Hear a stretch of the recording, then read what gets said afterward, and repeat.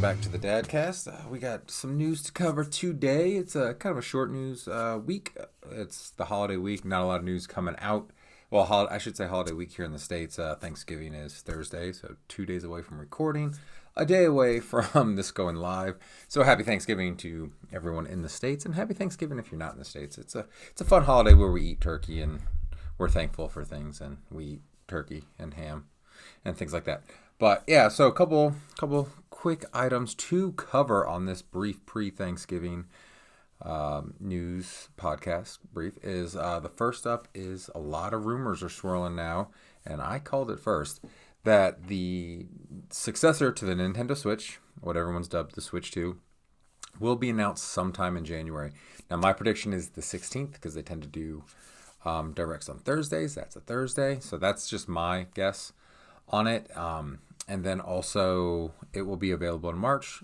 I also kind of predicted that because that's kind of what the Switch did. It was announced officially in January.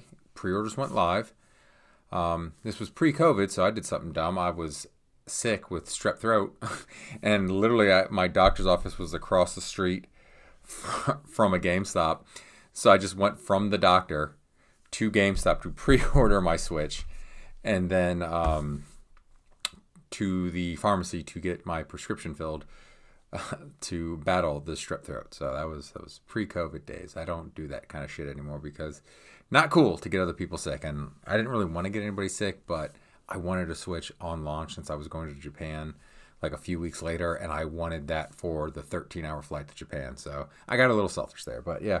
So yeah, debut, like official trailer was in January, and then pre-orders went live. It debuted in March. So I've always been on the assumption it was going to do the same thing. Like if it didn't come out this year, like a lot of the rumors suggested it was going to come out this holiday, that I was really thinking January announcement, March launch, just like they did.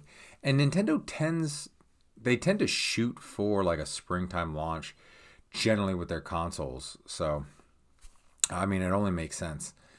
So yeah, so my prediction might be true. We'll have to look to see if that actually does come true. I always hate it when I make a prediction and then all the rumors start swirling about that prediction. Then I'm like, oh, well, now it's going to be wrong kind of thing. But yeah, so I'm excited for the announcement whenever it is, because I do want to see what the Switch 2 has to it. Like I did my little wish list of some things that are doable, other things I might be pie in the sky wishing for, like the Game Pass. But with Xboxes, this is an Xbox, this is an Xbox.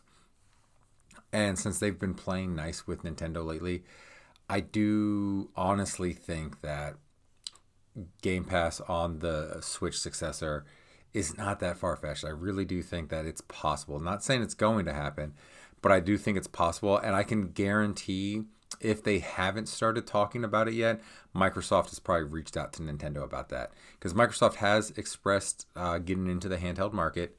They've said they're going to make their own handheld, whether that's a Windows PC handheld device or an actual Xbox device. But I mean, what a way to kind of dip your toe into the console handheld market than, putting Game Pass on the Switch and just seeing if people, go for it, kind of thing like that. And I do think Xbox on the Switch just makes too much sense, especially if it's the console version, not the PC version. Because I will say one downside to having the PC version versus the console version is less titles on the PC, which is probably why PC only is a lot cheaper than just Ultimate. So I do think that it is very possible, and that would actually be a very cool part to be a part of that announcement, is if Nintendo because you gotta imagine they are going to announce at least a couple of games, because in that original Switch announcement they showed off Legend of Zelda, Breath of the Wild, they showed off Skyrim. I think they showed off 1-2 Switch and ARMS. I'm trying to think of what they showed off, because they didn't show off like too terribly much, but they did give us a taste of what was on the horizon with it. So, January launch, and they announced like at the end, yeah, Game Pass is coming to Switch 2.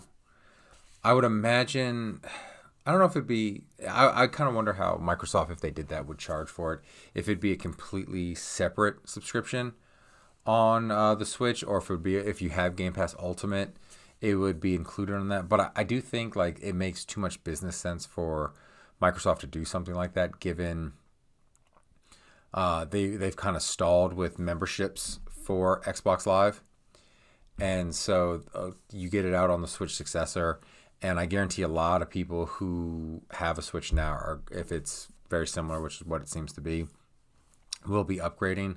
And if a lot of those people don't have an Xbox, and a lot of them don't, considering almost 150 million to I think like 42 million what the Xbox One Series X has, so that's 100 million people there difference. So if even part of them who don't have an Xbox sign up, you're getting more subscriptions. So it just makes too much sense there.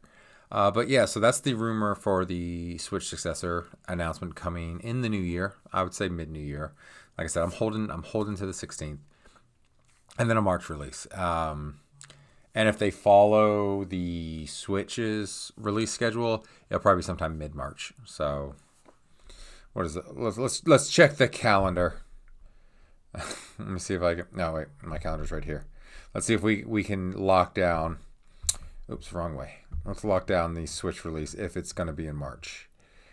Okay, I'm going to say March, either the 14th or the 21st. That is my guess for it. Considering it came out on the 17th, so the 17th, right in between those two, I assume it's going to come out on a Friday. Nintendo has been releasing a lot of software on Fridays lately. I miss kind of having like Tuesday being the release date for video games, because now video games is just all over the place. Sometimes they release on Tuesday, sometimes it's Thursday, sometimes it's Friday. If you pay extra money for 3 days early access, who knows when you're getting it? Sometimes you're getting it on a Sunday. So I kind of miss the Tuesday being the standard. But Nintendo has been releasing a lot of stuff on Fridays lately. So the 14th or the 21st kind of works for that. I was kind of hoping the 17th would be closer to a Friday, because then I would nail down the time. Because like if the 17th was like a Wednesday or a Thursday, I'd be like, oh, well, it's going to be the 19th or the 20th. But considering the 17th is on a Monday, almost as far away from Friday as it could possibly be, I think I'm going to shoot for, I'm going to guess the 14th. I'm going to say the 14th is when it's coming out. Because if it's the 21st, that is, I think, too close to the end of the fiscal year for Nintendo. So I think you want that 2-week leeway into the end of the fiscal year to really bump up those numbers. And as a stockholder in Nintendo, I'm all for that. So yeah, we're predicting announced January 16th, and it will drop Friday, March 14th. That is my prediction for the Switch. And so staying in the handheld news, Sony, according to Bloomberg, Sony is looking into their own handheld, not the PlayStation Portal, which I have. And I have a love-hate relationship with the Portal. I do, now that I've got my game room and everything completely wired, it works so much better because my PlayStation is hooked in, like, wired. It's not on Wi-Fi anymore, so I do get better quality graphics and frame rate and everything on my Portal when I'm playing it elsewhere. The only problem is I don't play my Portal that often because it's tethered to my PlayStation. Like, I can't just play whatever. It's if I want to play a game that's a disc, I got to go all the way upstairs to put the disc in and then walk all the way back downstairs and do whatever. And sometimes I'm just like, I just play a game on my phone, or I'll go on Instagram or Twitter or some shit like that, instead of, having to do that. Because if I'm going to walk all the way up here 3 levels, I know that sounds so lazy, to put a game in, I'm probably just going to stay up here and play instead of, using my Portal, which tends to be what I do. If the game I want to play is not in the system, I will come up here, put it in the system, and I'll just play on the PlayStation. So, but yeah, they're according to Bloomberg, they are supposedly looking into a new portable device, whether it's a hybrid kind of, you can, it links to your PlayStation account and you can play your PlayStation games, and it has like PlayStation 5 quality graphics, PlayStation 4 quality graphics, something like that. My whole thought with that kind of thing is, if it's independent, that's really cool. It can be like a ROG Ally or Legion Go, something like that. But it's not going to be like the Switch. It's going to have to all be digital, because I don't see Sony like splitting. Because I think the main reason why the Vita ended up failing, as well as the PlayStation Portable, is Sony didn't want to take the time to produce two separate gaming experiences. So where the PlayStation the PSP, the PlayStation Portable was a downgrade in quality over the PS3. Is that what was out? It was no PS3 because the 360 era. Because I remember my buddy buying a portable back in the day, and I had it in my apartment, so it was the 360 PlayStation 3 era. So that was obviously a downgrade from the PlayStation 3. It was more like a PS2, so Sony had to, and the technology wasn't there to, kind of cross-gen platform that. So Sony had to downgrade it. And then the Vita was pretty close to the PS3 as far as graphics is concerned and things like that. But again, the technology wasn't quite there, and we weren't really buying digital games, so they couldn't just, you buy your digital game, you could play it on your Vita and things like that. You had to buy a separate cartridge. Now the handheld market has kind of caught up with the console market as far as processing, graphics power, frame rates, things like that, as seen in the Steam Deck, the Legion Go, the ROG Ally, things like that. So Sony can have a PlayStation 5-like experience on a handheld on the go and not the Portal, where it's not tethered to your system, but tethered to your account where you can play your digital games. Because I don't see them making separate cartridges. It's going to be like all digital. And so if you buy physical games, and this is where they're probably going to lose me, though, I do think the next generation of PlayStation probably going to be all digital. I don't even think Sony's going to offer discs at that point. But you'd have to buy your game digitally to play it on your PS5 and then let's call it a PS5 Go. To play it on that. So, I mean, again, that forces you to buy it digitally, which is cool because then you can have it on your PlayStation. You can have it on the go. And as long as it does like cloud saving, you can go back and forth. You can, because I did enjoy doing that with my Vita and my PS3. I did it a lot with MLB The Show. I would, play at home and then I'd be on the go, play it on the train to work, things like that. And I could cross save my franchise mode, my Road to the Show player, and things like that. So that was cool. So I'm sure they'll do some sort of cloud save so you can do that. But yeah, it's just, I don't know. I like the way, as far as console gaming goes, I like the way Nintendo does it. I like the fact that the handheld portion is my console. I have my, small little Switch games that I plug in there right now. I haven't opened this yet. That's why I'm just grabbing the case and showing you. I plug the game in there. The game is the game. It stays in my Switch. I dock it and I play on my TV. I pull it out. I play it. I like that. And obviously Xbox's handheld, which is what they've said they've been looking into, and this reported Sony one, not going to be that. Because they're not going to do it to where you can play. They're not going to put a disc drive on there, obviously, to where you can play your physical games. Just that's not going to happen. It doesn't make any sense. I remember when before the Switch came out, because Nintendo had finally switched discs, we were just kind of like, how are they going to do that? Because a handheld with a disc, you're going to be jostling. There's going to be skipping, freezing, things like that. Just what's Nintendo going to do to combat that? And then when it got announced and launched, we got little baby cartridges to go into the Switch system to play. And obviously, I shouldn't say obviously, but I don't think Sony's going to do that. I think Sony is going to be digital, because I think Sony, especially with the PS5 Pro and the 30th anniversary not coming with a disc drive, you have to buy the disc drive separately. I think, excuse me, I think that's Sony training us to be all digital, at least if you're like all in on Sony. And I know, PC gamers have been all digital for a long time. I can't even think of the last time I saw an actual CD or Blu-ray, whatever you were using for game, probably Blu-ray for PC gaming. It's always been downloads. So PC gamers are used to it. I'm a physical media kind of person, just because of the way console manufacturers and console publishers have taken games away from us digitally. Like, they've lost the license or things of that nature. So I've always been more of a physical person. I know even back in cartridge days, having a physical game, you just own the license. You don't actually own the game, which is fine. But they can't come and take my physical media away from me. So as long as I can play the game on the systems, I can play the game, kind of thing like that. That's why I've always been a physical media person.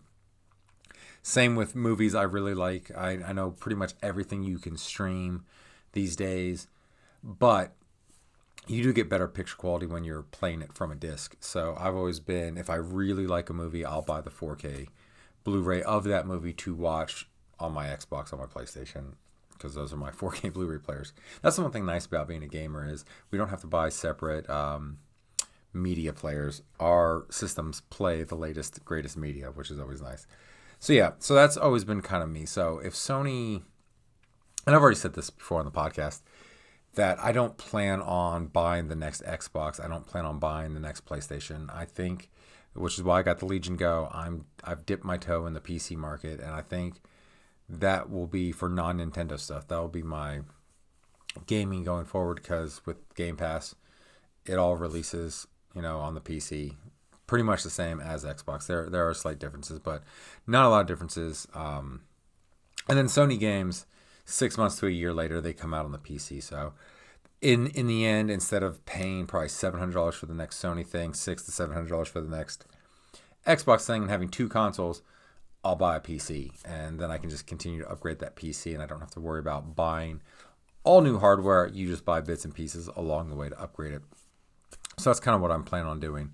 So it's gonna be a weird world going to that, and that's I'll probably still be gaming. I remember in my 20s having a discussion with my buddies, like, when are we gonna stop playing video games, kind of thing like that, and where we don't play them like we did in our 20s, like all the freaking time for hours and hours and hours. Lately, I've been streaming a lot more because I've had a little more free time, but I'm not going on these marathon 5-6 hour sessions like I used to on a daily basis. Like, it would literally be like, get home from work, make dinner for me and Sean, hang out. He'd come in the basement, hang out, and I'd play, Overwatch or Gears of War or Call of Duty or whatever with my buddies for hours and hours, Halo.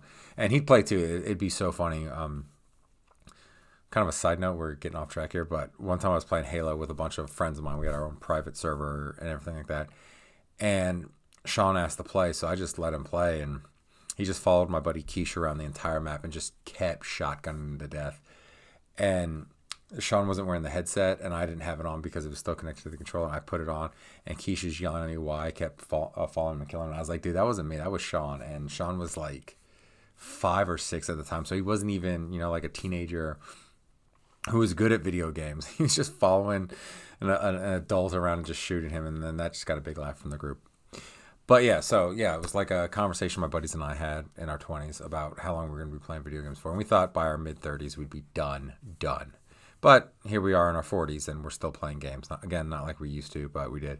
But I think because my gaming habits have lowered from what they used to be, I don't need all the consoles, because I do have all the consoles for this generation, like I did the previous generation and the generation before that and the generation before that.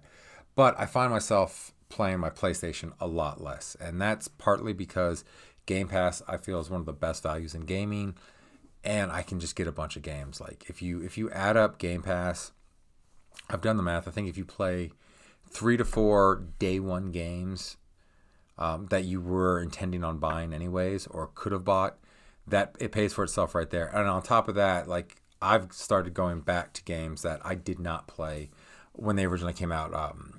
Case in point, Control Ultimate Edition. I skipped out on Control because I didn't see any of the ads for it. Like, I had no idea Control was coming until my buddy Nelson got it, and I watched a little of him play it, and I didn't really watch deep into the game. And I was just like, oh, okay, you're floating around shooting things. I was like, it looks fine. Maybe I'll check it out at some point. And just never did. And then when he told me, when he got the AWE expansion, and he told me it connected to Alan Wake, that's when I paid attention to it. I was like, oh, shit. So I was like, oh, I'll check that out at some point. And it had left Game Pass, and I was like, I'll get around to it. But it's back on Game Pass. And so it's a 3-4-year-old game. Gone back and played it. I've done that with a lot of different Game Pass games over the last 2 years. I've gone back and played older games. So on top of the day one games that I've been playing on Game Pass, I've been going back and playing older games. And where those games might be $10-15 if I wanted to buy them, that adds up when you have like 10 of those. So that's $100, $150, so on, right there. So I mean, good value, and that's why I've been playing my Xbox more than my PlayStation, because I don't have PS Plus, because it's gotten better as the value, but I still don't think it's as good as the value as Game Pass. So I'm not going to pay for two services. I pick and choose, and I've had Game Pass for 17 plus years, or Xbox Live Gold, and so on for 17 plus years now. So I'm just going to stick with that. So I only use my PlayStation for mostly PlayStation exclusive games, and looking over at my physical games, I do have some digital, but my physical games, there's Death Stranding, which is no longer an exclusive, Spider-Man 2, the Metal Gear Solid collection, which is not an exclusive, but for whatever reason, the Xbox version, because I was originally going to get it on my Xbox, but the Xbox version was so hard to come by when it came out. I don't know why. So I was like, I'll get a PlayStation. I was like, I need to justify having a PlayStation anyway, so let me get another game for it. Then you got Final Fantasy VII, Rebirth, and Final Fantasy 16. So it's just it, and I had Thor Ragnarok, or I have that digital. I can't remember the Thor games. Not Thor. God of War games, not Thor. Well, I mean Thor's in them, so I guess technically Thor games too. The God of War games, the original Spider-Man. Maybe I sold the original. Well, that was PS4 when I had it, or Sean has it. I don't know where the heck it is. But yeah, so it's like exclusive games I play on the PlayStation, but when it's like multi-plat, because I'm looking over there, like I've got Madden, Street Fighter, Tony Hawk, Like a Dragon, Marvel, Midnight Suns, Fallout, those Cyberpunk, those games, Alan Wake. I've got those on the Xbox because I like that ecosystem better. It's not, oh, Xbox is better than PlayStation. I think it's because during the 360 PlayStation 3 era, the 360 was out first, so I got that first. I just got used to Live and Gold and stuff like that, so I stayed in that ecosystem, which I always rag on Apple people for staying in the Apple iOS ecosystem, and here I am more used to Xbox, so I kind of stay there. Plus, I like achievements better than trophies. I think I do like that blurb that Xbox gives you when you get an achievement, because they're the same thing.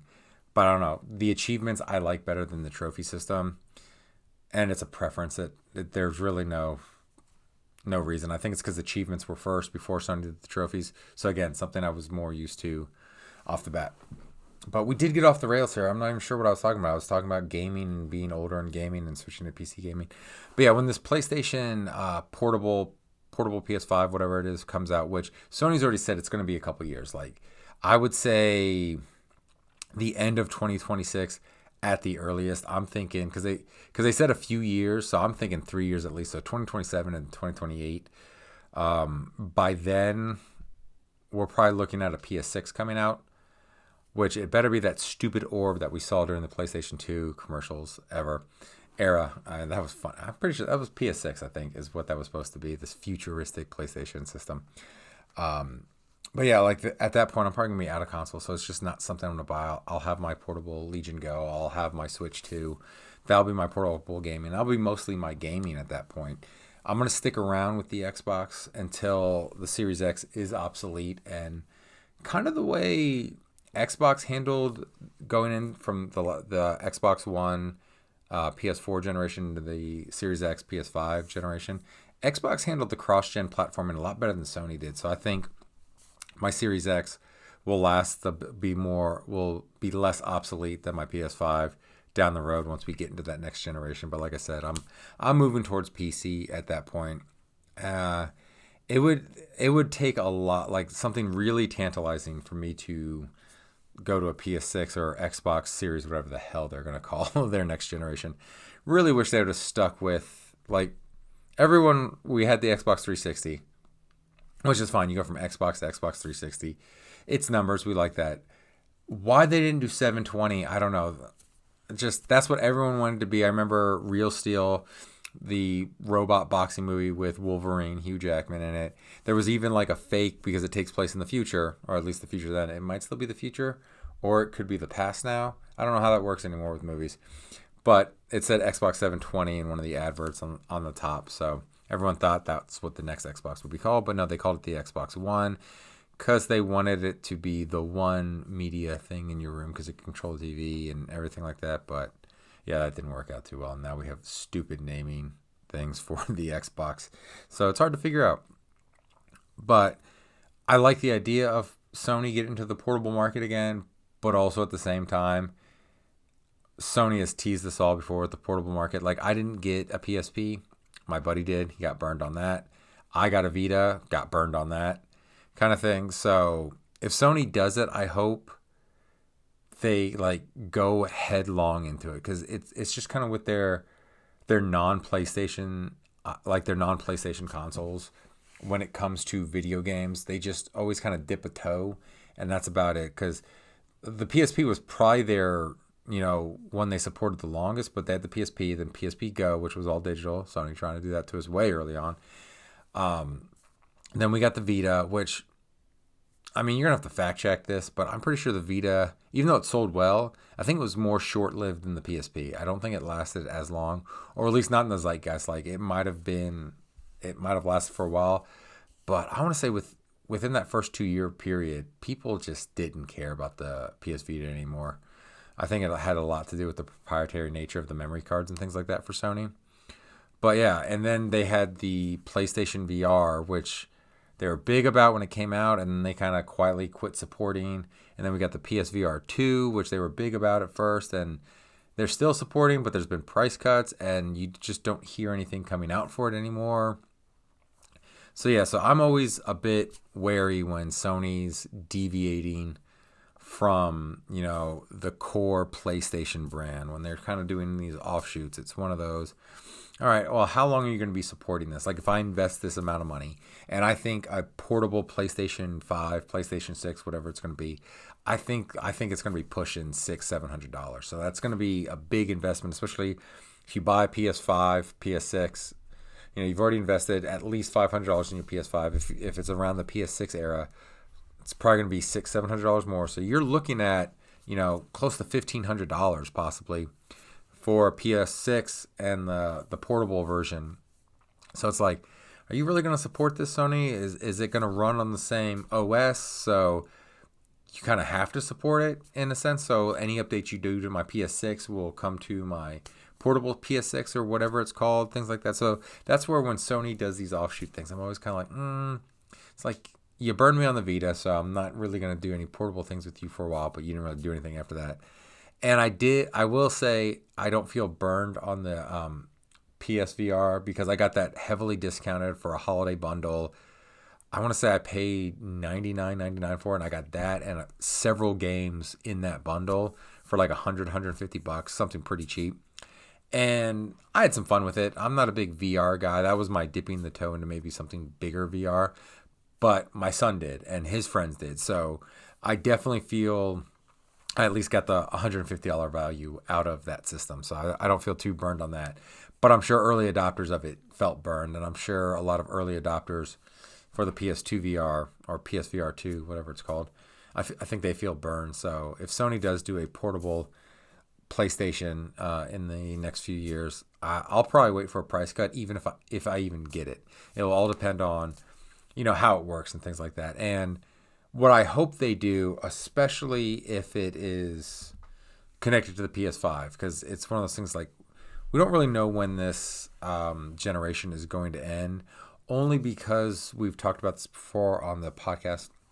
Graphic fidelity, there's not going to be that big of a jump like we've had between generations before. Like, graphics are pretty freaking realistic these days, and it's really the only thing that you can really improve on right now is frame rate and maybe some lighting with the HDR and ray tracing, things like that, which, for the record, I don't give a shit about ray tracing. Like, generally speaking, like, I'm not, when I first get a new game and it's got really great graphics, stuff like that, when I first step out into the world, I might walk around and admire everything. But once I start playing the game, I don't notice any of that shit, which is why I set my games to performance mode. I don't care about the graphics, because the graphics are good enough, and I want that as close to 60 frames per second as I can get on a console game. So it's like, I'll take in the graphics and like, oh, this looks stunning, and then I don't give a shit after that, because I'm playing a game, so I'm moving quickly, doing all these things, so I'm not taking the time to notice all these fine details. So we're not going to get, it's one of those things like with the PS5 Pro coming out, a lot of the reviews I've seen on it, and they've been good reviews, and we covered it here before, but they're just talking about, they're like, you don't really notice unless you are sitting really close and you have that like keen eye for that kind of detail. You're not going to notice it. So that's where it's one of those things for me. Like the next generation, I don't think it's going to come in that 7 year spurt we've been kind of used to. I think it's going to be a little bit longer with maybe pro versions coming out, upgraded versions coming out that have, maybe give us better processing power. So we can keep it in graphics mode and we up the frame rate. That's just kind of how I see it shaking out for a while, just because a lot of people have invested a lot of money in these things. And where, gaming systems used to be $200-$300, after a few years, you're like, okay, I can spend that again. But we're getting in that $500, $600, $700 people aren't going to want to dive in on launch day after that. Like, if I just bought a PS5 Pro for $700, I would not buy a PS6 if it came out in 2 or 3 years. I'm like, you know what? I'm still invested in this. I'm not gonna, jump up and spend another $600-$700 on another system. I'm just not gonna do it. And I think a lot of people will have that attitude. Even people who just buy like a PS5 Slim this holiday season, I think those are $450, something like that, with the holiday sales going on. So it's around the $500 range. If we have a new PlayStation come out in the next couple of years, I think a lot of people, especially families, they're not going to be like, well, I just spent this much money a couple of years ago. I'm not going to spend it again on this new thing. So that's why I think we're stretching the generation with the PS5 Pro coming out now, instead of, I think people were predicting it like 2 years ago is when we thought we were going to see a PS5 Pro. So I think it's still going to be another like 5 years before we get the next generation in gaming, which I'm cool with, because again, I'm perfectly fine with how games look now, and I think they run just fine. Very rarely do we have any game running under 30 frames per second. The graphics look great. In fact, a lot of games now we're pushing 60 frames per second even in graphics mode. So it's one of those things, and graphics aren't going to get that much better, like fine tuning a little bit, but not too terribly greater for a jump. And all it is performance, and I think they're starting to master the systems, and we're getting better performance out of games and updates and tweaks and things like that. So I don't think we're going to get another generation soon. But I was saying all that to circle back to the PS5 portable, whatever they're going to call it. I wish there was at least a rumored name so I could call it that. Because the Portal, I always want to call the portable. Like when I refer to it, like, oh, my PS Portal, or portable. Oh, no, it's the Portal kind of thing. Will it be able to like be like the Portal and read my disc? Like if I have a game physically and I have it loaded in my PlayStation, will I be able to play it from my little handheld PlayStation, or will it only play digital games that I either stream from the cloud on this, or I have downloaded to it? It's kind of like, how is that going to work as far as the games are concerned? Do I have to download the games? Because with the Portal right now, I just stream from the PlayStation. So whatever game's loaded in there, it will play, or if my digital games, I can play those. But it streams it from the PlayStation. It uses the PlayStation storage and everything like that, and it saves it to the hard drive on the PlayStation, anything I do in the game. So it's like, how is this PlayStation handheld going to work like in sync with my PlayStation 5 or 6, if that's what's out at that point? And can I just buy that as a standalone? Will I be able to just buy that instead of a PS5, and I just have this handheld system that maybe I can stream to my TV if I buy a docking system like the Genki Covert Dock? Can I plug that into this system and play it on my TV like I can do my Legion Go or my Switch, kind of thing like that? So it's just like, will that just be a digital encompassing system? A lot of questions to this. And again, Sony is, they might not even make it. Like they haven't confirmed it or anything like that. So it is up in the air, kind of thing like that. But yeah, so I think that's all we've got to cover on these things. So let me know in the comments what you think. Do you think the rumors are true that sometime in January we're going to get the announcement for the Switch successor and a March release? And what's your guess on the dates? Again, I'm January 16th and March 14th as well. I'm going with the 14th, not the 21st, because 21st only gives about 10 days before the end of the fiscal year, where you got a little over 2 weeks if it's the 14th. So I'm gonna say the 14th, March 14th, if it is a March release date. And the PlayStation portable thing that is rumored and everything like that, Is it something you would get if it's like $500-$600? Is it something you would invest in to have so you can play your PlayStation anywhere? Like you don't even have to worry about it being tethered to the system. What do you think the price point's going to be? Things like that. Like, let me know in the comments below what you think. And as always, thanks for hanging out. I might record something to air on Thanksgiving. I might do some streaming too, because we're not going anywhere this year for Thanksgiving. Dog needs surgery, so that has eaten up all of our budget. So if you'd like to subscribe to the channel to help me reach that monetary budget so I can pay for our dog surgery, that'd be great too. But yeah, so we're not going anywhere on Thanksgiving, so I'll probably stream on Thanksgiving. Definitely. I don't think I'm gonna make a video on Thursday, but I might pre-record something to have it come up on Thanksgiving. But to all my fellow Americans, happy Thanksgiving on Thursday. If I don't see you before then, don't forget to like and subscribe. Check me out on Twitch, but I also stream on YouTube. I've got that restream, so I stream to both. So you don't even necessarily have to follow me on Twitch if you don't want to. It's up to you. I'd say give me a follow on Twitch. Follow me on both. That way I get those followers. But yeah, thanks for hanging out. Have a happy Thanksgiving, and I'll see you guys very soon. Check out the streams later today. Bye now.